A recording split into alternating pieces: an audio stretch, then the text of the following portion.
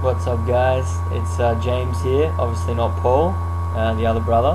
But yeah, now that we've done the introductions, we can, that's out of the way, and we can get stuck into uploading some content for you. So there's going to be lots to come, and I thought I'd just kick it off with a video that it's one that I talk about in daily life a lot, and I figured that since our channel's up and running now, that I would kick off with this one. It's kind of things that I used when I first went vegan to sort of help the transition and to sort of curb some of the problems that can arise. So I've come up with five tips, if you will, of things that if you're new to veganism, or if you're sort of experimenting with it, or possibly you're vegan already and you're having some issues staying on track. These are the things that kept me in tow and sort of helped me get to the point where I am today in terms of my mentality and living this lifestyle. So number one would be going back to basics, and I mean that by, if you're coming from a standard diet, heavy meat consumption, dairy, all the rest of it, and you're deciding to go vegan for the first time, I would highly recommend going back to basics. So really cutting back on your sort of fancy dishes, going right back, not necessarily raw, but just going right back to basics. So your fruits, your vegetables, and your starches, your potatoes, your pastas, things of that nature. And as you become more comfortable, having detoxified from all of that pre-consumption, then you can sort of start adding, sauces and marinades and dressings and all the rest of it to sort of jazz up your dishes. But the reason why I sort of suggest to go back to basics is to sort of help you learn about what is vegan, and if this product's vegan, if I can do that, if I can do this. So while you're still learning and while you're still investigating and researching, to only have the basics, so you're not worried about, did that have egg whites in it, or is that product vegan? You don't have to worry about that, because you're just having the most simplest foods. You might have fruit for breakfast with a smoothie, and you might have a simple salad for lunch, and then for dinner you might have some steamed potatoes and roasted vegetables. And that's okay. You can easily do that. I've done that myself, and it's going to really help your mind sort of get into gear. And then, like I said, once over time, and you've done your research and you've spoken to people and you've read things up, you can sort of start implementing changes and adding things and adding things and adding things. So that would be tip number one, going back to basics. Number two, it's quite a big one, which plays into the first one, is get advice from people who are getting the results you desire. Now, what does that mean? So you're vegan, just like that. You've gone back to basics. You're eating what you feel is the best you can do. What do you do now? Well, what I did was I started listening, and I started following people that were getting the results I desired.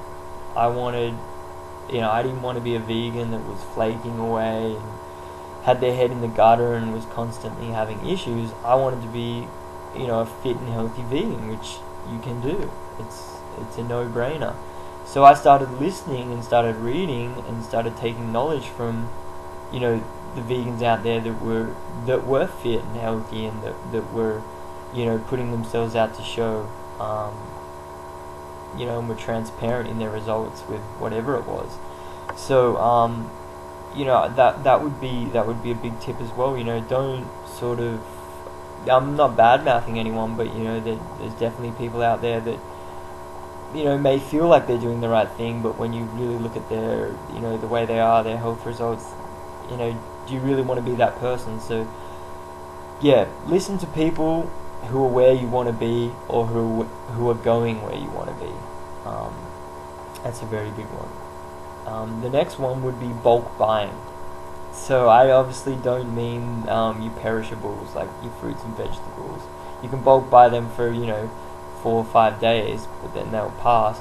I mean, if you've come to a point where you're comfortable with labels, you understand the ingredients of each product you're buying, and you like the products, it could be that you need 4 or 5 things to make your favorite salad dressing. It could be that you cook stir fries once a week and you need certain marinades and sauces and spices and stuff.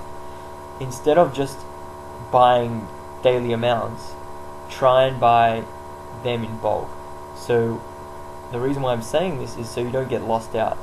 You don't come home from work, or you don't come home late at night, or you don't wake up early in the morning while you're still sort of new to veganism, and you don't have anything you can cook, so you kind of freak out and you're like, oh, what am I going to do? I don't have any time to go shopping, and you might go for something that's not vegan. Maybe you live with flatmates or something like that, or you live close to shops, and you sort of lose yourself for a little bit.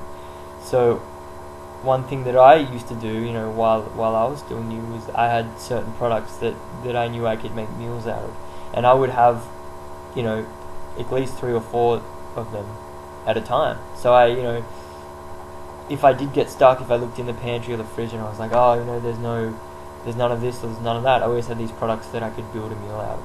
So I would definitely suggest buying certain things in bulk, so you don't get stuck out in the rain, so to speak.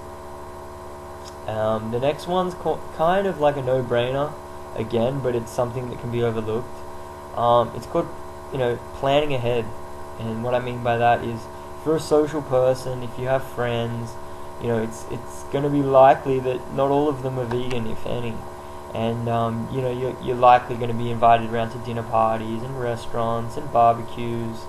And I went through all this myself, and you cop some flack, but it's your life, so they really shouldn't give you a hard time, but they do. Just take it on the chin, it's okay.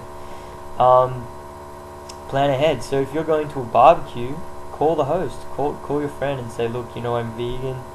Will there be anything for me there? We have vegetables, we have salad, we have breads, juices, things of this nature. If they're like strictly no, then just bring it yourself. Just say, that's cool, man, no worries. I'm coming around, I want to rock it with you guys, but I'm going to bring my own food. Same with a restaurant. I did this many times, call ahead, speak to the chef, go in there in person, tell them you're a vegan, say, look, I'm vegan, can you special prep me something?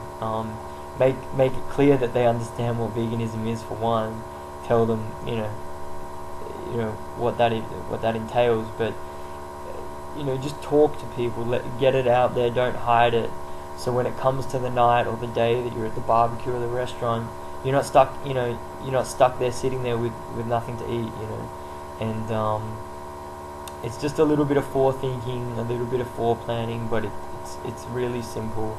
You can still be super social, you can still go to all these events, barbecues, parties, all of this. I still do it today, but it just takes a little bit of forethinking. For instance, yesterday I was in a nearby city, Munster, and we went to a tapas bar. And tapas traditionally, does have a lot of fish and meat in there. But my beautiful fiance messaged them via Facebook a few days prior, saying that I was vegan and that what vegan options did they have. And turns out that they had 6 or 7 items that were already vegan. So I hopped straight in and had all of them, and it was delicious. But all I'm getting at is one message rather, allowed us to know that when we got there, we had 7 or 8 items that we didn't have to ask the waiter for.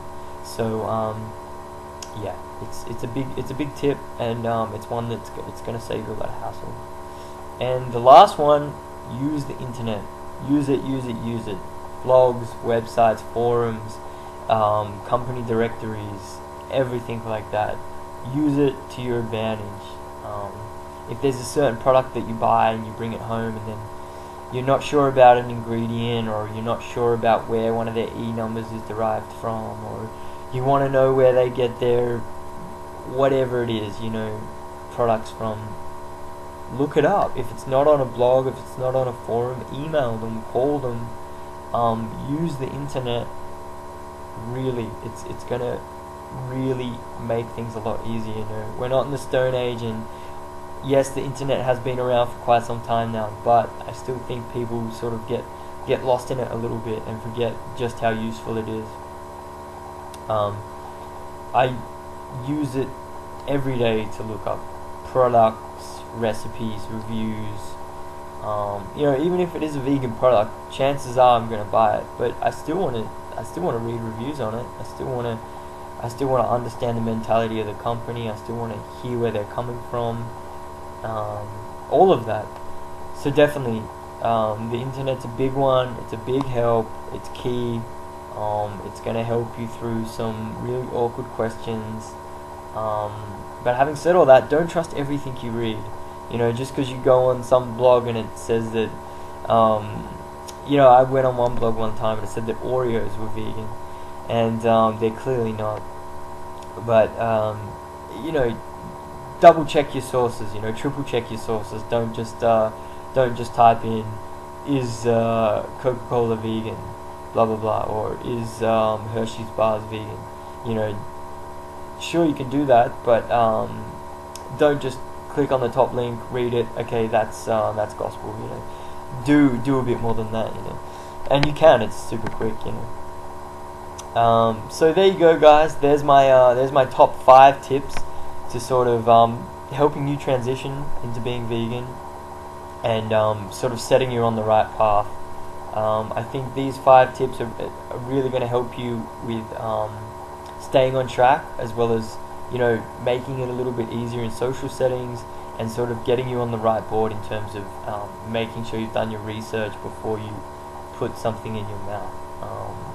You know, you want to be 100% that the food you're eating is vegan, if you so desire it to be. You know, I'm all about doing things right, and I'm trying to minimize people's mistakes. So learn from me. These 5 really did help me, and I hope it does the same for you. So get on board, and I'll catch you guys next time. Ciao.